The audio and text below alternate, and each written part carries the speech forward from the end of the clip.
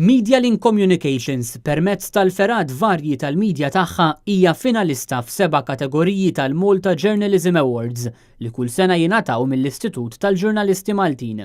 Il-Kamra tal-Aħbarijiet ta' NetNews hija finalista fil-kategorija Broadcast Journalism Film permezz tal-investigazzjoni fil-każ ta' Acapulco kif ukoll permezz tax-xandira speċjali li kienet ix-xandret dakinhar li kienu ġew żvelati numru ta' fatti marbuta mal-Bank Pilatus. Dan fil-waqt li l-ġurnalist Joe Micallef kien finalist fil-kategorija Journalist Print News.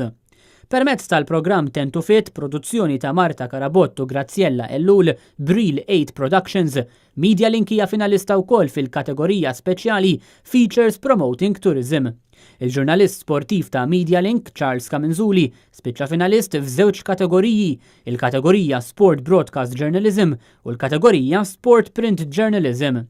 MediaLink hija finalista wkoll fil-kategoriji Cultural Print Journalism u Best Reporting on V18 Events permezz tal-ġurnalist Noel Danastaz. Dan ifisser li l-medja kollha ta' MediaLink, jiġifieri NetMedia, In-Nazzjon u l-Mument, hija finalista f'xi kategorija jew oħra tal-Journalism Awards bir-rebbieħa mistennija jitħabbru f'ċeremonja fil-5 ta' Mejju li ġej.